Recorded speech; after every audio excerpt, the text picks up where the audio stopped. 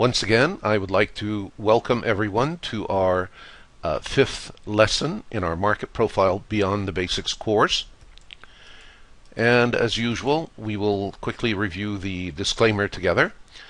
Trading and investing involve high levels of risk. Future results can be dramatically different from the opinions expressed in this course. Past performance does not guarantee future performance.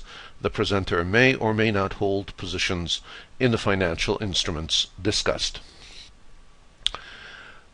Alright, our lesson 5 is titled The Footprint Bar Statistics. Now we've talked a fair amount so far about the footprint, and in today's lesson we are going to introduce some interesting statistics about the footprint itself, and we will see how those can help us to learn about market activity and potential market direction. Now, as usual, since this is our first day of the first lesson of the week, I like to review the exercise, the applications that we looked at together. I find that this is often one of the most effective ways to learn, and that is to actually apply the concepts that we are looking at in the real live market. So let's take a look at some of these questions and see how we can answer them. How many level 1 and level 2 markers are there? Well, it should be an easy answer. There are 1, 2, 3, 1, 2, 5 level 1, and we have 3 level 2s. Is there any overlap in prices where the markers appear? What is the significance of that? Yes, we do see some overlap in this period. Certainly at this price level, there are two different level markers. There's a level 1 and a level 2 here, and again we see overlap here. Yes, this is significant, and it is telling me that there is heavy participation in the market at these price levels during more than one period. So the heavy participants, or the larger participants, are in fact continuing to participate in the market at these price levels. It makes those price levels even more significant. Now, where would you expect prices to go from here? And that's always the challenging question and the interesting one to address. If we take a look here at what is going on, first of all, we have a spinning top, or a non-conclusive period where the body is right in the middle and we have a lot of heavy activity. Then the following period we continue to get heavy activity, but this time the candle ends up closing negatively, or it is closes on a bearish note and creates a lower close than the candle that preceded it. Well, let's look at things logically now. If this was in fact strong buying activity, we would have expected prices to continue to move higher, which they didn't. So obviously we are now seeing the impact of this intense activity, and it is to the negative side. And even with this increased activity again in the next period, we end up with a negative close, then the likelihood that prices are going to continue lower is much higher. Now let's add a few more things, a few more observations to help us determine price direction. Take a look at where the 50 simple moving average is up here and where the 20 is. The 20 is below the 50. So that already tells me that there is a dynamic in the market of negative pressure. So if I were to surmise and expect prices to go lower, that would be a reasonable expectation based on the KVT activity that we see here, and also based on the overall parameters that appear on the chart. Always look at the big picture and make your decision on as much tidbits of information as you have available. And sure enough, take a look at what happened next. Prices did significantly drop in the next period, and here we end up with another level 1 KVT right at about the close of this new period. Now, where would we expect prices to continue? Once again, I'm going to highlight the momentum and the trend in the market, the 20 below the 50, and this selling activity. I really don't see a lot of increased new activity that's pushing higher, so my expectation would be for prices to continue lower. Let's see what happens. Well, we stall. We don't really go lower, and we end up stalling. And then I begin to see additional activity. Well, but look at the outcome of this activity. It never managed to close above the 20 simple moving average, and I have a wick pushing to the downside. So again, my expectation would be in line with the general momentum in the market. I would expect prices to continue to move lower. Now let's take a look together and see what actually happens. Sure enough, it continues to drop. And now, what would I expect now? Would I, if I was short in this trade, would I continue in this trade, or would I begin thinking about exiting? Well, here's the continuity of the smart money, if you will. Here pushed us down, here pushed us down. Now, I don't see any new KVT on my chart, and so I would certainly be inclined to continue with the move lower, and let's see what happens next. Sure enough, now I begin to see some level 2 activity here and in the market. So if nothing else, it should give me pause. Are we still going to move lower? Well, possibly. It is not as confirmed as it was up here in the earlier periods, but the market continues to facilitate trade to the downside, and the momentum is to the downside. So again, I would be in favor of continuing with the short. Nothing has happened yet that is alarming to me. If in fact I take out the low of this prior period, I would want to continue in the trade with a short. If in fact I don't take out the low of this period, I may hesitate and I may exit if I'm holding on to a position. Certainly I would not initiate any new positions to the short side. So let's take a look and see what continues to happen. Now notice we did not drop any lower. A word of caution: be careful, because sometimes the market will drop one, possibly even 2 ticks below and then continue back higher. So simply dropping 1 tick does not constitute a continuation of a trend. You really have to be judicious and careful, and certainly this would not be a good point to enter a trade after it's been moving down now for several periods. So I would have to wait and see what really is going to happen and develop in the market. And if you notice, we haven't been able to take out the open of the prior period, and I ended up with a spinning top. So obviously there's still selling pressure in the market, and the momentum is still to the downside. We don't see anything that negates that, and let's continue on and see what happens. All right, we end up actually moving higher. So if in fact I was still in a short, the minute that we begin taking out the high of this new shorter period, I would get out of that trade immediately. If I had continued to move lower, then perhaps I would be comfortable about the short. But in this case, if I had made the wrong decision, I exit, and I should exit as quickly as possible. So prices headed up higher. Does this mean that there's a change in the trend and all of a sudden we will skyrocket? Absolutely not. It just means that there's some buying pressure that has come into the market, and this is potentially a retracement, and we may see prices continue to fall lower. But at this point, it really isn't clear what's going to happen. If anything, at minimum, I'm probably going to jump up for a retest of this key level that pushed us down earlier on the chart. But let's begin answering a couple of other questions that we had on our practical exercise. And one of those questions was, what is the difference between a level 1 and a level 2 KVT price level? Well, the level 1 is less intensity, level 2 more intensity. And it's important to understand the distinction between the two.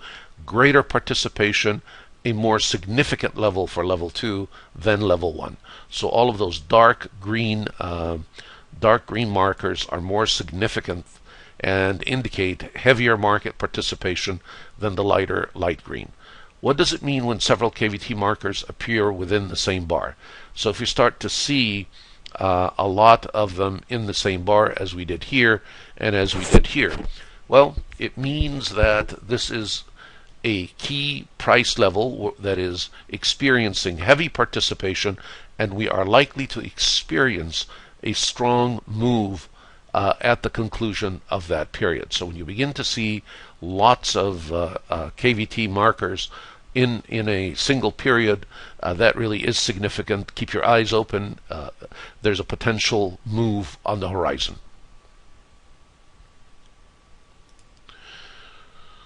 Where would we expect prices to go from the close of the last candle on this chart? So we closed up here, and now the question is, where would we in fact expect prices to go? Well, we addressed the question a little bit earlier, but let's take a look at it together again. Potentially, we are coming up for a retest of this level up here. And based on what happens here, this participant certainly pushed the market lower. So I would expect that if we came up to here, we are probably going to see prices continue to drop again.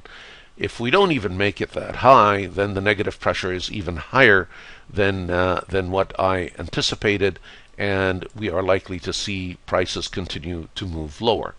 So let's see now what actually happens. And remember, I'm also taking into account the 20 below the 50, and that is significant because it tells us that the overall momentum in the market really is in favor of the downside. All right, so let's take a look at what happens. Well, sure enough, we come close right here. We test, and as I had anticipated, the negative pressure is still strong in this area.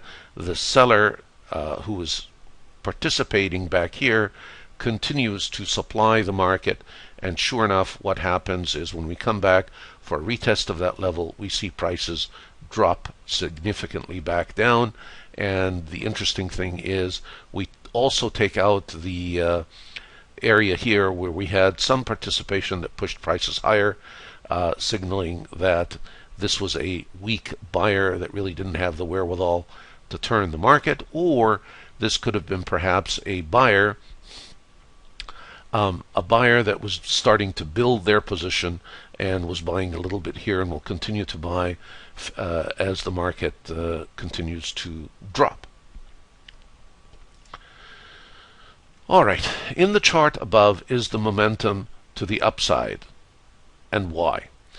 Well, I really want to impart to you the skill of being able to detect price direction fairly quickly and easily from some simple parameters on the chart.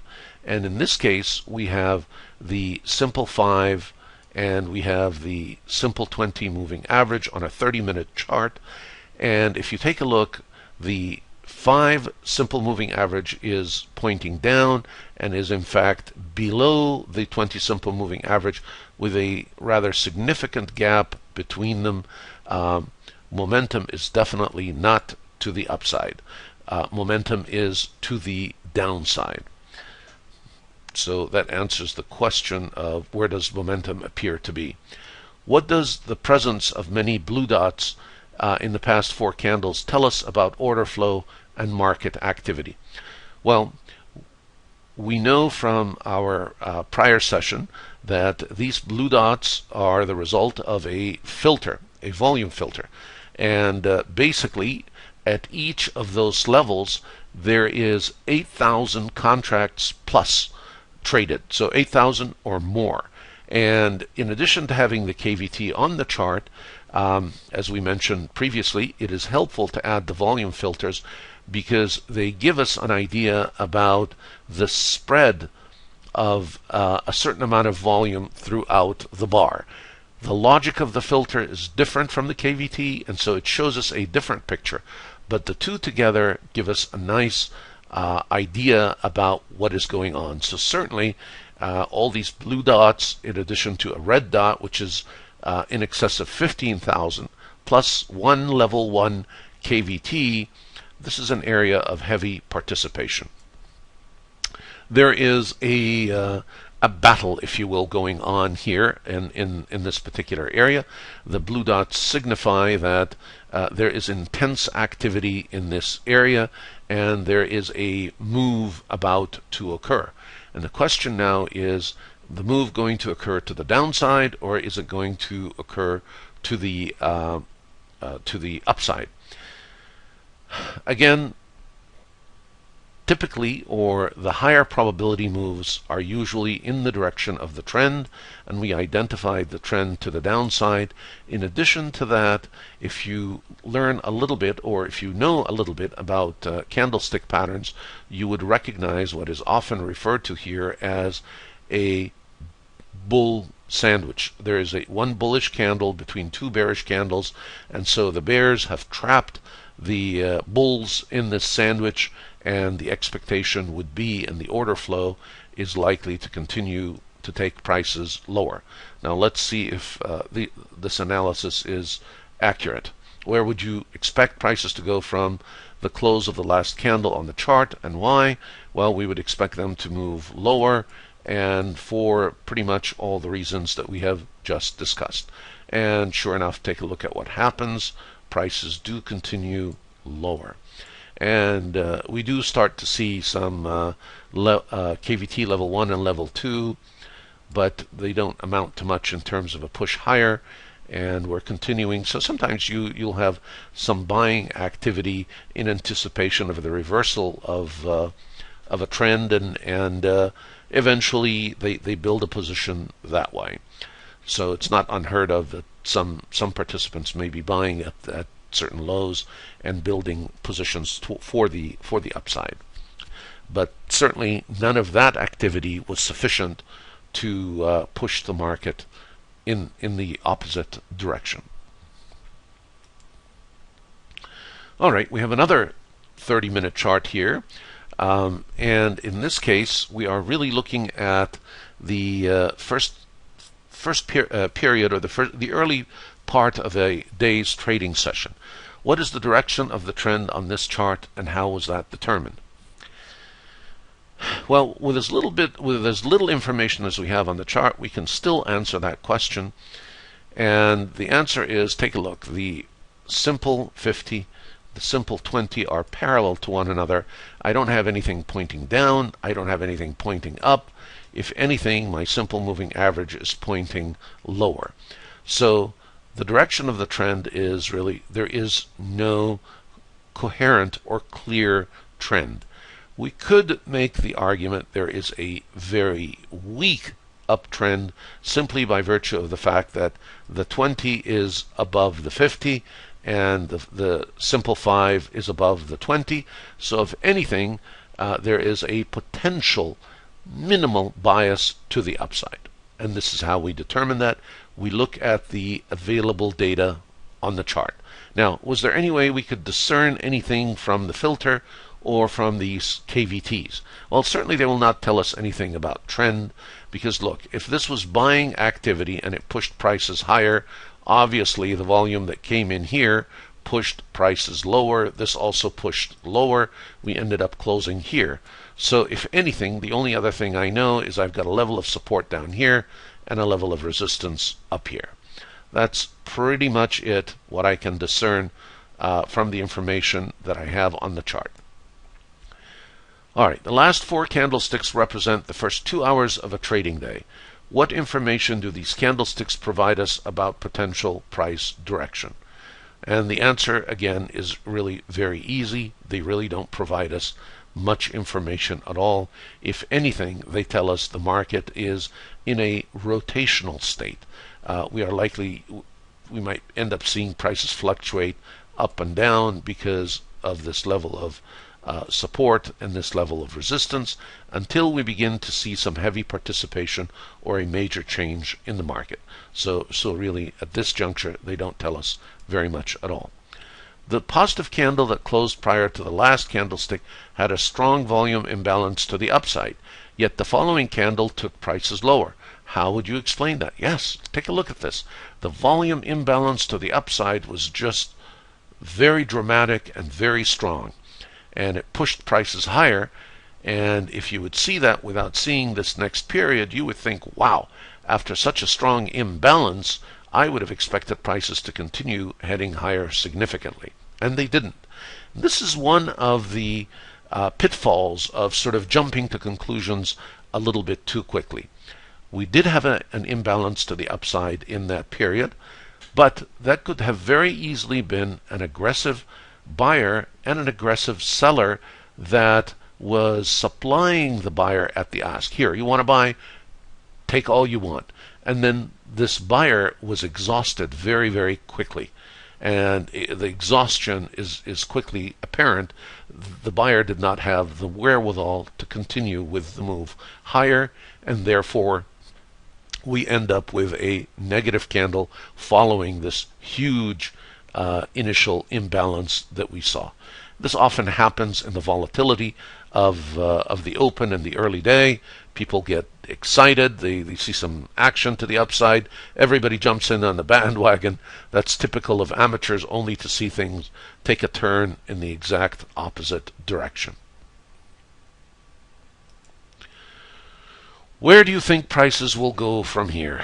Well, I would anticipate that since we have resistance up here, they are more than likely to come back for a retest of the 50 and the simple moving averages here. So I would expect them to move lower. And if in fact these do not hold, I would expect them to come back for a retest of the buyer that was here before, if they're still going to try to push prices back up or not.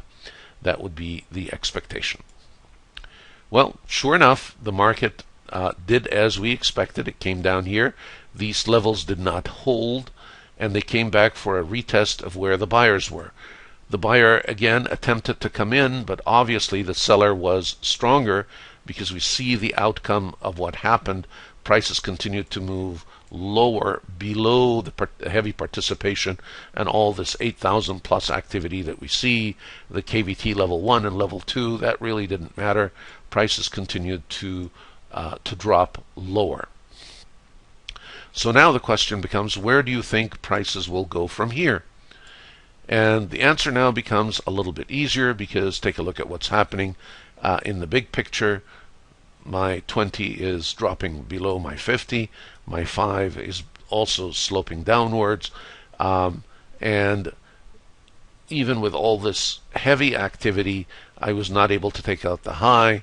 Certainly I haven't taken out the low, but if I begin to take out this low here, I would anticipate prices to continue lower. Sure enough, that's exactly what happened. My prices continued lower. We stalled a little bit in this area here, and this usually happens when you have intense volume. There's some battle going on between the buyers and the sellers. There's a handoff, and at some point it'll become apparent which of the two is the prevailing force, and usually that will become apparent on the basis of whether we break through a low or whether we break through a high. And certainly this high was never touched, but we kept on making lower lows, and we continue to drop in this particular market. Notice again, want to highlight the fact that prices like to come back and retest areas of high volume participation. Came up to this level right here where we had some intense activity, found that in fact this seller was still alive and was willing to supply at these levels, so it wasn't able to make much of a penetration higher, and it brought prices down right away. Keep an eye, always look to the left, and keep an eye on heavy participation. This key, that's why we track these key levels, because they do come back and serve as important reference points for us on the chart. All right. In this case now, we are looking at a very different footprint from the ones that we've been looking at in the past. And we are looking at a 1440 minute footprint. And because these tend to have a very, usually will have a rather wide range, we can only see one full footprint on the chart, and it's this one right here, and that actually happens to be for the for last week's close, which was Friday. That was the full 24-hour trading period for Friday. So 1440 gives you the full 24-hour day, if you will. Unlike the 1020, which we looked at before, which breaks up the day into two different sessions, the evening and the day session, the 1440 is a full day's chart. And as we begin to analyze the data for the full day, you will see the benefit of why the 1440 is also a useful chart, whether you're going to be doing some swing trading or whether you're going to do some intraday trading. As I will show you, you will be able to extract some valuable information from this 1440 period. And the first question that we want to look at here is, what is the extent of the imbalance at the value area high and the value area low of this 1440 period? Well, we have to go up here and take a look at the value area high, and it's this level right here. And if you notice, I do have a footprint in the background. I have a profile in the background below the footprint. So we have a footprint, we have a candlestick, and we also have a profile, all nicely sort of placed on the chart. So we have a 24-hour period. There's my high, there's my low. That's the extent of the range. Now notice, this level here is the value area low from the prior day.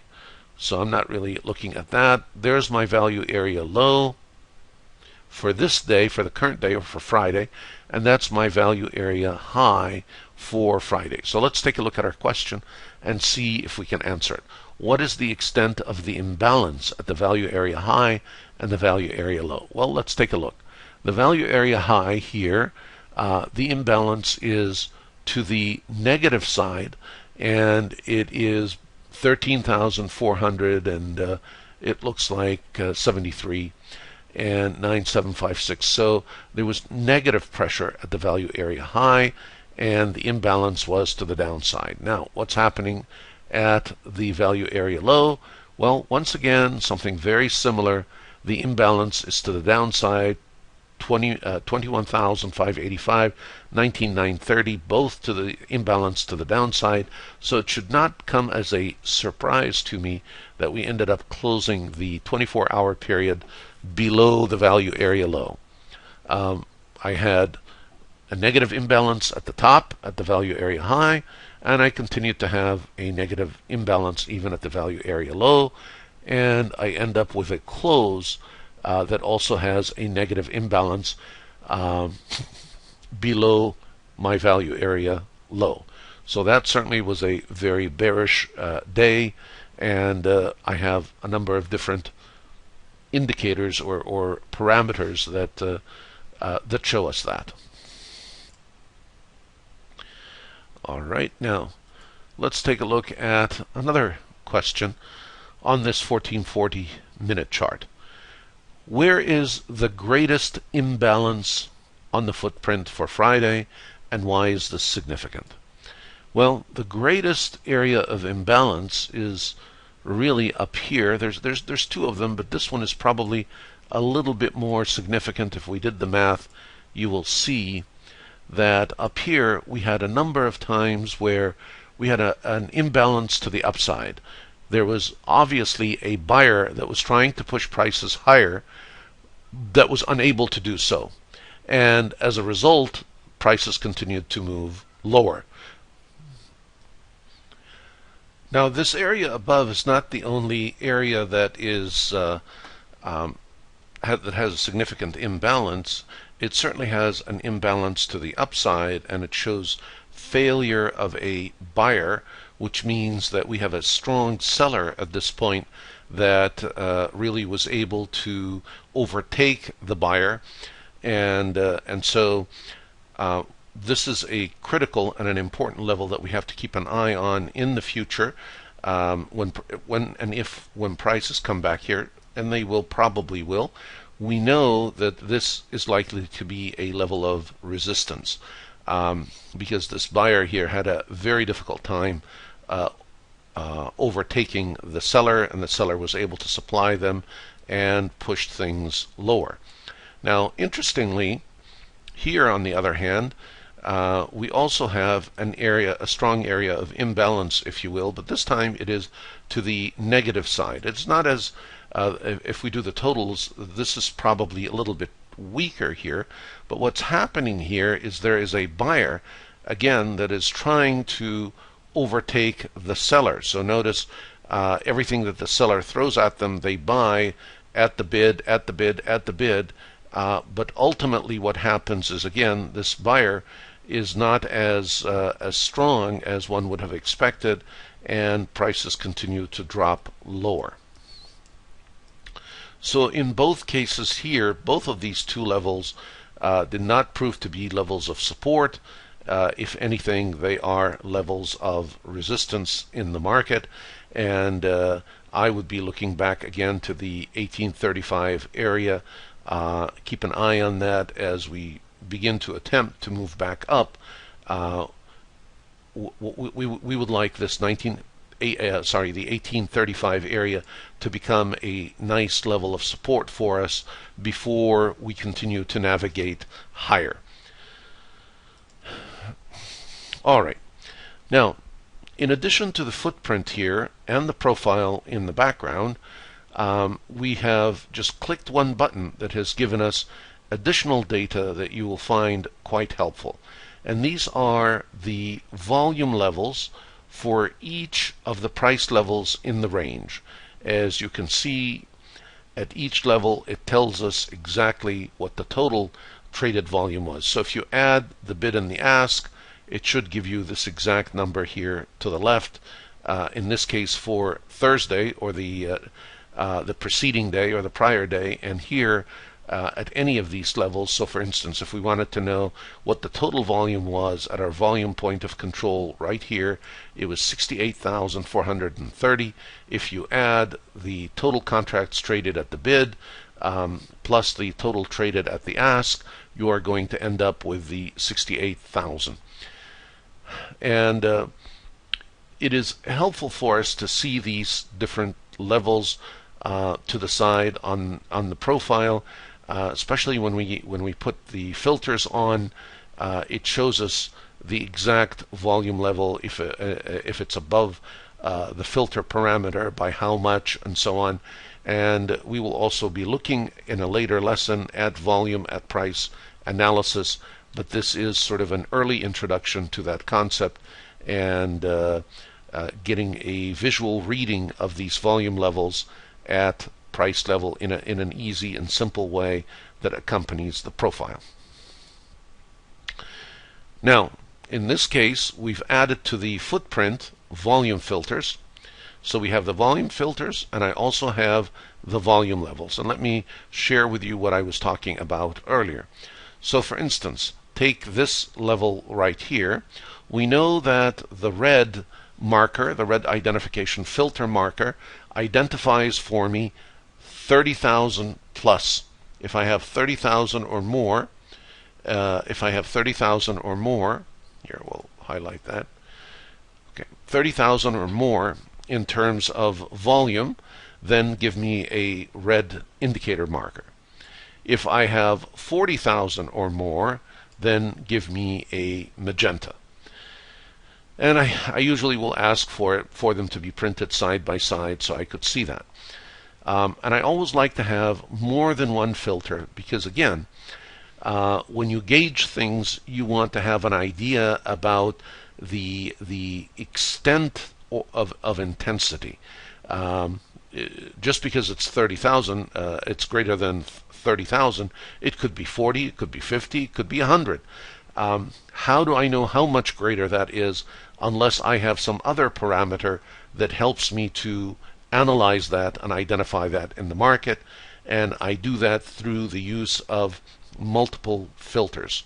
So here I am looking at 30, 40, and then what I do is for the ones that are in fact 40,000 or above, I look at the volume level out here and it tells me by how much. So you see this one here was only by 500, so it wasn't that much greater than 40. The one above it, on the other hand, was 2,000 more. Now here, when we get up here, take a look at this. This is 68,000, 59,000, 50,000, 44,000. So all of a sudden, I get a very different appreciation for the volume levels here. These are far more significant. So not all my magenta points are really equal. They signify for me the increase, but they don't tell me the intensity. And this is where these volume levels on the left-hand side often help me to gauge that, and that's why I like to show them on the chart. So this is sort of a practical application of the concepts. So certainly this is a far more significant level here than perhaps, say, this one would be. Far greater participation up here, and you notice it's also right at the volume point of control. And similarly, if we come down here, this level is not as potent as it is up here. This one is probably more akin to the level there. When we get down here, we only had 140, and volume is decreasing as we continue lower. So I begin to get a visual image that this area here, there's probably more interest, more activity, and is an area that is likely for the market to come back and visit again soon because of the intense activity that's taking place in it. All right, now I changed my volume parameter. Instead of 40,000, I increase it to 50, and at the same time, I've added another important feature to the chart, and the feature is really the title of our lesson, which you see it right here. It is the footprint bar statistics indicator.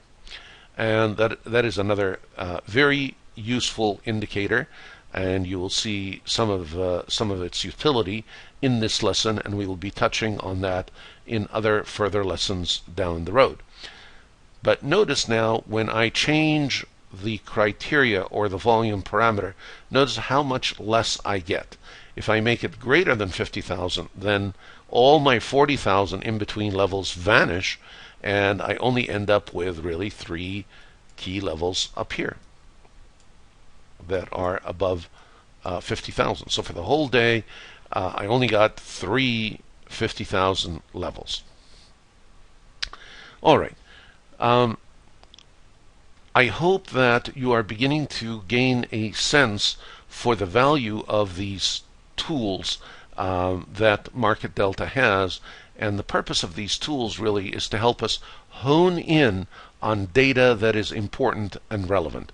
You will often find that there are a ton of data that are not necessarily always very helpful, and I don't look to use every single tidbit of data, but certainly you will find some to be far more important and far more critical than others. And usually things that are volume related, pay close attention to them. They will often carry significant information with them. All right, the footprint bar statistics is really very simple, just like all other indicators. Pull it up as an indicator, and then you have a multitude of different things that you could select from this window. And once you select them, you click on this arrow, it brings them here, and those are the ones that will ultimately show up on your chart. So it's a very easy, very simple tool to use. Setting it up and selecting the numbers to have on it is the easiest part of the challenge. What is really important is learning to use and learning to interpret and hone in on the data that is significant for you. Now, again, here I tried not to include all of the different parameters, but I wanted to include some things that I thought would be helpful for you to look at. Certainly, the total volume for the day is very important, and I'll come back to that in a moment. The delta for the day is important. That is the calculation of buy minus sell volume, or ask versus bid. We'll talk about that in a little detail also. The average volume at price is another important, significant number that I like to look at. Max delta percent, min delta percent, delta percent. These percentages also are useful. The max delta, the min delta, the delta, and the delta finish are all useful and nice numbers. Of course, the buy volume, the sell volume, the buy volume percent, the sell volume percent, and the volume change are also helpful. Now, it is important to sort of understand why some of those numbers are helpful, but let me tell you that quite often the best way to use some of these numbers will be in the development of RTL indicators, because it is very difficult visually to eyeball numbers and sort of get them right. You'll need to hone in on a phenomena or on a particular calculation that you're interested at, and then when it occurs, to use the RTL language. And I will try to give an example of that in a lesson down the road where that would be helpful to use. But let's, for our lesson today, let us focus on the usefulness of the number itself and how we can use it, and we'll leave the RTL issues for another lesson. Total volume. Total volume is a very important number, and it happened to be especially significant between these two 24-hour periods. For Friday, we had a little less than 1,600,000 contracts traded on Friday. But when we look at Thursday, we had about around 654,000 contracts. That is a significant difference. That is, immediately that would raise an eyebrow. Why did I have so much more participation on Friday than I did on Thursday? And that also gives me some clues and tells me some important things about the market. First of all, that at these levels, at this new range for Friday, the market attracted much greater participation. 2.44 times the participation that it had attracted the day before. And we find that calculation simply by dividing the total volume for Friday by the total volume for Thursday, and we find that it is 2.44 times that volume. So I had much greater activity, much greater participation. So obviously, for that to have happened, a lot more buyers came in to participate. And the way that now I can gauge whether I had buyers come in or whether this just was the market completely unloading would be to compare the ranges between Friday and Thursday. If we do that, if we take a look at the range comparison between the two,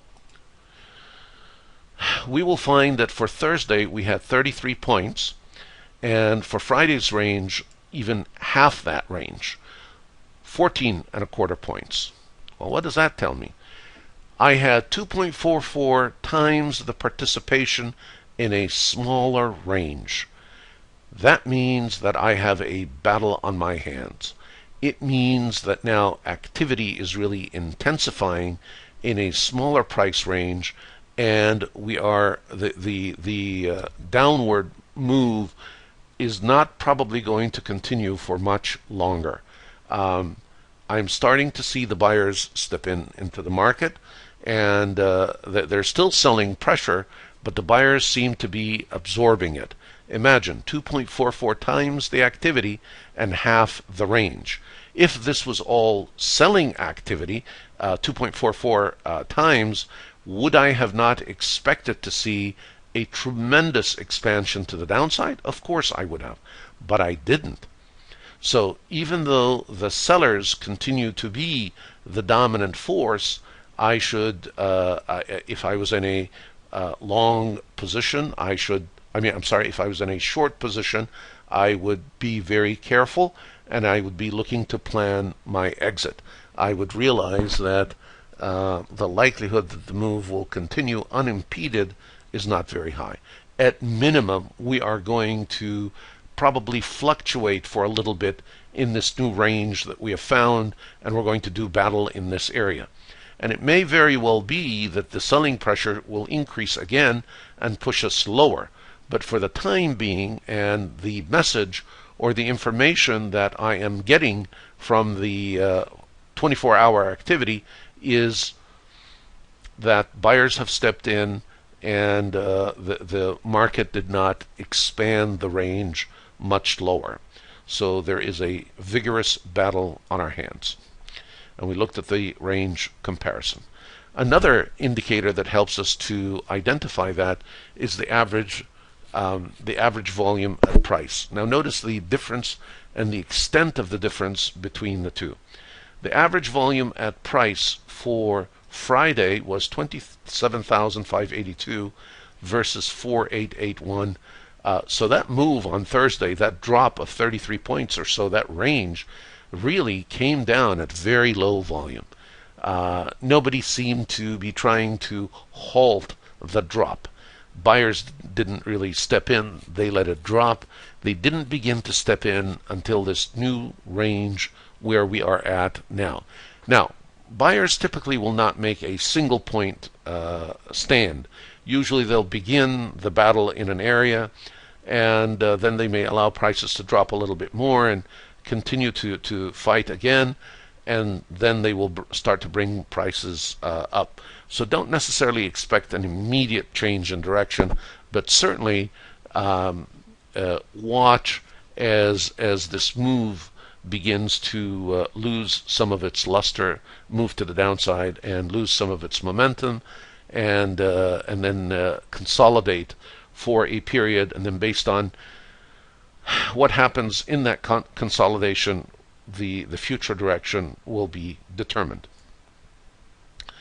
Another very important number that we've mentioned, and certainly as part of the footprint bar statistics, but we haven't explained yet, and now is as good a time as any to introduce it because it's a very important and powerful concept. As a matter of fact, it is one of the key words in the name of the platform that we use, which is market delta. So what is this delta, and why is it so significant? Well, delta is the term that's used to describe the net difference between buying and selling activity in the market. How do we know, or how can we tell, what is buying and what is selling activity in the market? If you think about it, determining whether activity is buying or selling activity is not an easy task at all. And the only way that the delta attempts to do that is by making a major assumption. And you should be aware that that is an assumption and not always a truth. And the assumption is that trades that occur at the ask price are trades made by aggressive buyers, and trades that occur at the bid price are considered to be made by aggressive sellers. However, that doesn't take into account that there are many times when aggressive buyers are buying at the bid. And there are also many times when aggressive sellers are selling at the ask. So you really have to be careful in looking at various delta parameters and delta statistics, and keep that in the back of your mind. And there has to be significant delta variations for me to be willing to sort of hang my hat on the delta alone, or on the delta as a key element of any decision-making process. But nevertheless, it's important to understand what the delta is and what the weaknesses of the delta are.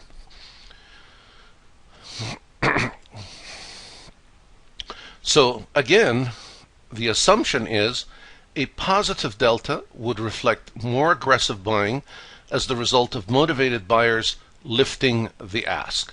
Now here we add another dimension, and this idea of lifting the ask. So if I see a positive delta and I see that the ask is being lifted in the overflow, that's a whole different scenario. That may not always be happening. That may not necessarily be the case. But if I see that, then that assumption would hold true, that those in fact are buyers. But even when that's happening, how do I know that the buyers are more aggressive than the sellers? Well, somebody is supplying these buyers at the ask, and it could be a very eager, willing, and ready seller. So it doesn't negate or change the cautious that one has to adopt in working with the delta. But one has to be very realistic, but one has to understand the underlying assumption. A negative delta would then reflect more aggressive selling as a result of motivated sellers hitting the bid. Again, those are the basic assumptions associated with the delta, and here's the delta calculation, and this is how we would calculate our delta. The delta is really the difference between the ask traded volume and the bid traded volume. So let's say we have an ask of 1835.75 and a bid of 1835.50. We sell 50 contracts at 1835.75, which is the ask, and 35 at the bid. The difference between the bid and the ask, 50 minus 35, that would give me a positive delta of 15. In a nutshell, that is the basic calculation that we use to arrive at the delta number. And so the one leap of faith that I want you to be careful in always making is this idea that all volume that trades at the ask, all ask traded volume, is really buy volume. Okay? It is not always buy volume. It could very well be selling volume. Be careful with that. Now, from our bar statistics, we actually have numbers for the buy volume and numbers for the sell volume. And if you take the total buy volume, and again, that's simply all of the ask traded volume minus all of the bid traded volume, for Friday we would end up with a negative 14,920 delta. And a negative delta tells me that there was negative pressure in the market, and this is typical of a red candle. Now, interestingly enough, I'm going to do another study on this same Friday candle that might surprise you.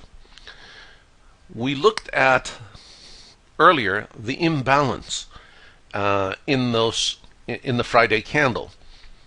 These are just the numbers, these are just the volume levels that had imbalances in them. So I tallied up all of the negative imbalances, here they are, and all of the positive imbalances. And interestingly enough, I had 53,000 upside or positive imbalances to 42,000 negative imbalance. Most people would have anticipated this number to be higher, But if you really think about it, if there's still a lot of selling going on at the ask, it would explain this. And this is why we ended up with a negative candle, even though we did have a significant imbalance to the upside. Numbers are interesting, but you have to be careful when you look at them, and you have to make sure you're always looking at right numbers and interpreting them accurately. All right. We talked about the delta, and we talked about the weakness of the concept or the assumptions behind the delta. Now let's talk about something that really is useful about the delta. In any period, be it a 30-minute, an hour, a 14-40-minute period, a 10-20 session, during that session, at the close of the session, we can always identify, and also while it's open, but it's most meaningful after the close of the session. We can identify a delta max and a delta min. What do we mean by that? Well, during the trading activity for that session, we reached a peak point. A maximum delta was reached, maximum positive delta, and a minimum negative delta was reached. The maximum delta was reached supposedly when the buyers were at their peak or at the strongest moment ever, or more accurately, when we had the greatest level of activity occurring at the ask. And similarly, the delta min was reached when we had the cumulative total during the session for the greatest activity at the bid. And that gave us the delta min. So we know that we have those two parameters for any session, and they give us two extremes, a delta min and a delta max. For Friday, this was the case. My delta max was a positive 7816, and my delta min was minus 18668.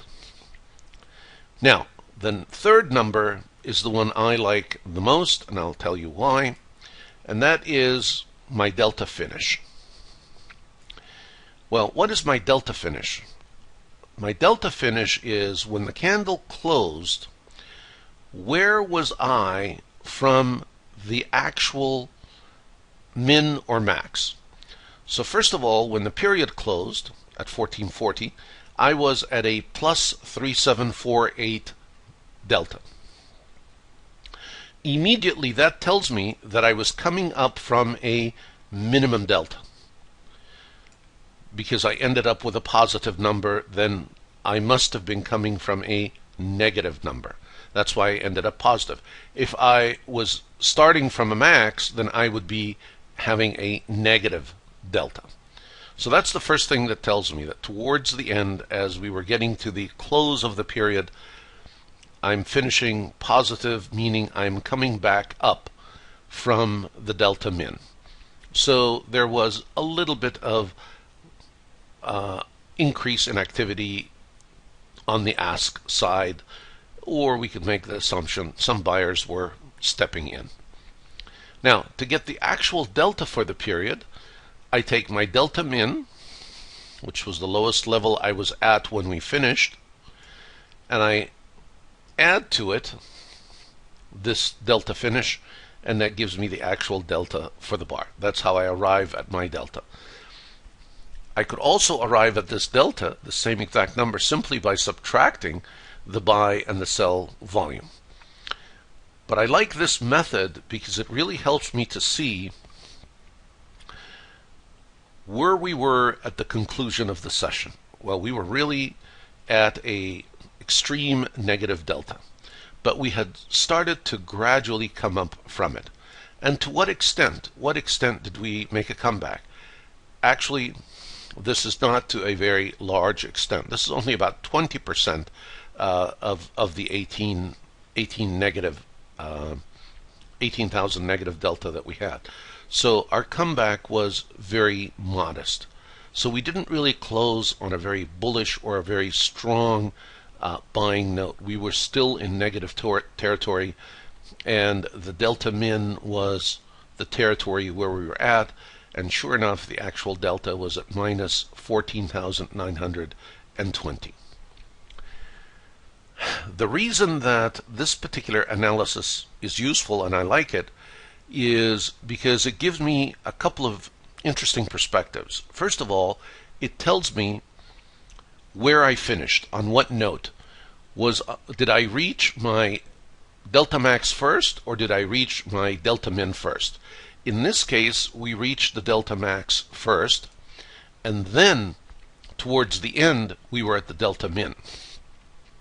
So ultimately, what it's telling me is the sellers did overcome the buyers. There were buyers in the beginning, but those buyers made a battle stand that brought them all the way up to a positive delta of 7,816 at one point in time. But that quickly faded, and it dropped all the way down to minus 18,668, and we were just coming back up from that, and we came up to the tune of 3,748, leaving us with an eventual actual delta for the bar of about minus 14,920. So there is still negative pressure in the market, and we haven't gotten to a point where the buyers are making a really strong and powerful comeback yet. But we do see that they're showing their presence, and that this is an area that has attracted significant participation, and we got that out of the volume figures. And we saw that the range did not expand significantly to the downside, and as a matter of fact, the range contracted given the intensity of volume that we ended up seeing on Friday. The range actually was a reasonably or a fairly tight range relative to Thursday. The market was not now expanding one way or the other in terms of range. We will be looking at some of these numbers and some of these parameters as parts of our analysis in the future and parts of our strategy. Begin to integrate the bar statistics on your chart, at least to get in the habit of looking at them, and if nothing else, always take a look at total volume figures and compare from one period to the next the changes in volume relative to the range, and that will always give you good insight as to whether a move is contracting and coming to an end, or whether it looks like it is going to continue to flow and has momentum to it. All right, with that, we will conclude our fifth lesson. And as usual, please feel free to forward your questions, and I will get the answers back promptly to you. Best of luck with your trading, and I'll see you in our sixth lesson.